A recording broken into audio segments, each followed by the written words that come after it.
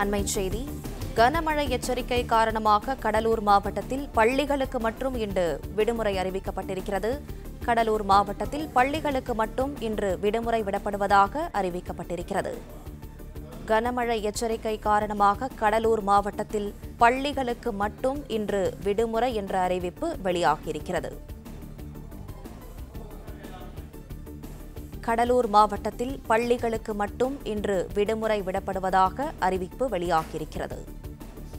கனமழை எச்சரிக்கை காரணமாக கடலூர் மாவட்டத்தில் பள்ளிகளுக்கு மட்டும் விடுமுறை விடப்படுவதாக அறிவிக்கப்பட்டிருக்கிறது. பிளே ஸ்டோர் மற்றும் ஆப் ஸ்டோரில் இருந்து பாலிமர் செயலியை QR கோடு மூலம் பதிவிறக்கம் செய்யுங்கள். செய்திகளை உடனுக்குடன் பெறுங்கள்.